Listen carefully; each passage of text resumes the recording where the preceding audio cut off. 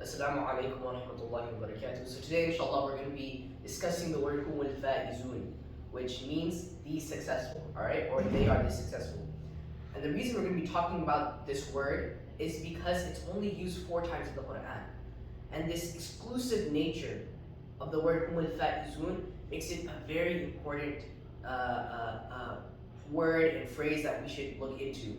Because the fact that it's used so little and this phrase means the successful implies like a certain exclusive nature of the people that fall under this category, right? We can consider these type of people the top 1%. And so now, what we're gonna find is that as we go throughout the Quran, and as we look at each instance of Hum al-Faizun, they all build on top of one another, alright? And it's like a pyramid, alright? So you have the base, and the base is to be the biggest, the strongest, it needs to be the most structurally sound thing possible, alright? So the first instance is going to be the most important, then as we keep on building up and up and up, and then eventually when we reach the peak, that is when we will be able to be part of Hum al-Faizun. So that being said, let's start with the first occurrence. So the first occurrence of Hum al-Faizun is in Surah At-Tawbah.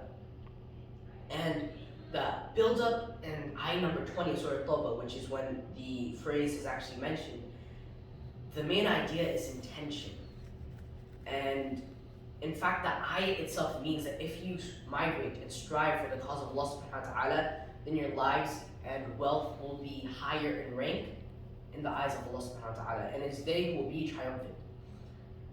Now there's also a hadith, and most really famous hadith, the first hadith in the 40 Nawawi, and what this hadith says is that Rasulullah sallallahu alaihi wasallam said that if you migrate for the sake of Allah subhanahu wa ta'ala, then you will get, rewarded for that intention. But if you migrate, just to marry someone, then your migration would have been for that cause and not for Allah subhanahu wa ta'ala, right? So the point of this hadith is that your deeds are judged by your intention. And the thing is, like, every single day in our everyday lives, every single action we do, it's hard to always have that intention for the sake of Allah subhanahu wa ta'ala. Every step for Allah subhanahu wa ta'ala, that's very, very difficult. And it will almost be impossible. But this is the key feature about this 1% about Hum al-Faizun. Every single action, every single deed, always for Allah subhanahu wa ta'ala, right? If you have this big base, right? All your actions and your intentions are always for Allah subhanahu wa ta'ala. If every single thing that dictates your life is for Allah subhanahu wa ta'ala, then only then can you go up the pyramid, only then can you climb up these different levels to reach this level, this top 1% of Hum al-Faizun. So this is what the first occurrence in Surah At-Tawbah means. So now, the second occurrence of Hum al-Faizun is in Surah Al-Mu'minun. And it's towards the end of Surah Al-Mu'minun in ayah 111. And actually what the ayahs before and the ayahs after, it's all a conversation, right? With the people in Jahannam, with the people in the hellfire that Allah subhanahu wa ta'ala is having with them. And what happens is that the people in the hellfire, they say, we did not know the truth, right? We were misguided, but now that we do know the truth, right? They're basically, like, implicitly, they're saying now that we know the truth, when we do go back to earth, we will certainly worship you. And Allah subhanahu wa ta'ala, He's very harsh and He's very clear. No, you guys are liars, and do not try to, persuade me anymore, all right? And we actually hear, like earlier in the Quran, we already read this, in which we learned that even if the disbelievers went back to this earth after knowing the truth, they would still disbelieve. All right? And it just shows that, the justice is true, and that the people in hellfire deserve to be in the hellfire. And what happens after this is Allah subhanahu wa ta'ala, He tells them, you guys, I know for a fact that you are going to revert to disbelief, but there were a group of people. There was a section of people who did worship me, right? They saw all the signs, right? And they recognized these signs are from Allah subhanahu wa ta'ala, and they decided to worship Him. But instead, you guys are saying you will worship me when you're actually lying. You made fun of them. And then in ayah 111, Allah subhanahu wa ta'ala, He says that, but they continued to worship Him. And they persevered through all the hardship that you guys put them through. And then that is why they are part of al-Faizun.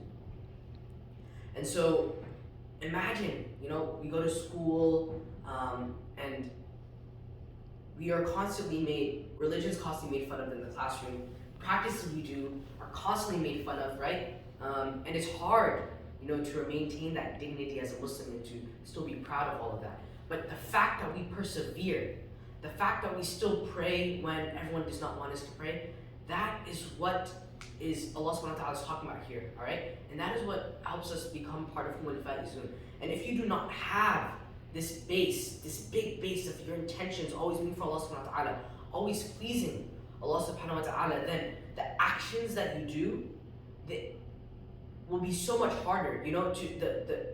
If you want to do something for Allah subhanahu wa ta'ala and people are making fun of you, it will be so much harder, and it will almost be impossible to do.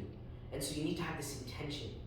And that is why, with the intention that we built up in the first half, and the first mention of the phrase, that is what helps us, go past this ridicule and help us still worship Allah subhanahu wa ta'ala.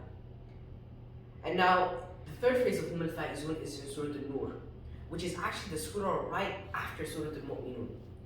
And the fact that half of the occurrences happen in surahs right next to each other, it shows that there's a certain connection between them.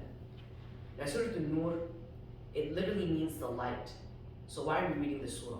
We're reading the surah to know the light. And actually, one thing that's interesting is the only way we can see using our eyes, light has to go into our eyes so that we can see. And the only way we can know the truth is for the light, the truth to enter our heart, and that is only when we know the truth. So that was just something I thought was interesting. But the point of Surah An-Nur, and I believe it is mentioned in ayah number 52, is that we can't change the deen. We can't change the deen so that we can, so that worshiping Allah subhanahu wa ta'ala becomes easier or this or that, right? We cannot change the deen. We cannot change any little aspect of the deen. And that is very important. And why are they right next to each other? Why are these two instances right next to each other? Well, the reason is that the first one, you're getting ridiculed.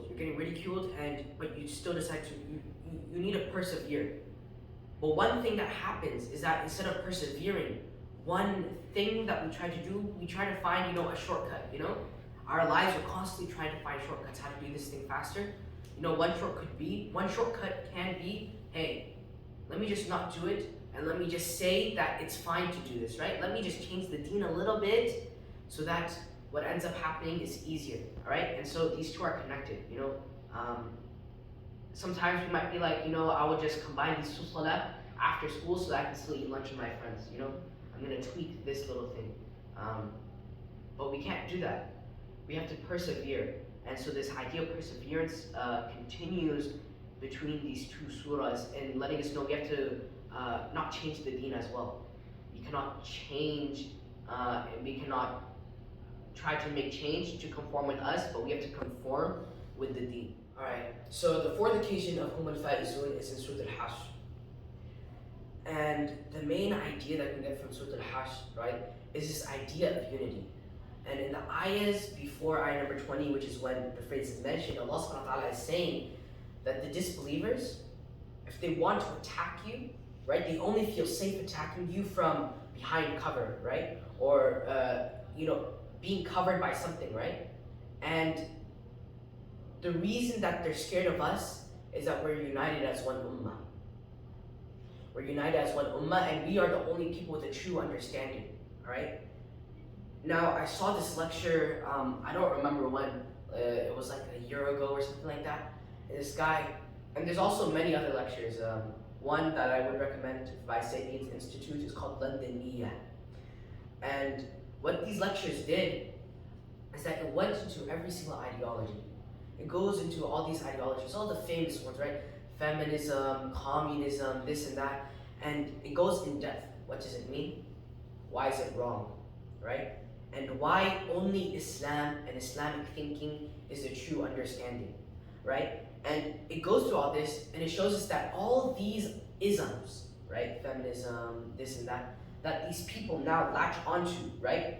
That gives them their purpose, There's something missing from all of them that doesn't give you as a human being, it doesn't actually fulfill that desire for a purpose, right? And only we as Muslims, we're the only people who have it. And this is why the disbelievers, this is why they only attack us from behind cover, all right? This is why whenever you see someone attacking Islam, they're saying, oh, why does Islam say this? Why does Islam say that? They make all these accusations, all right? And they have this presupposition that they already know what's best.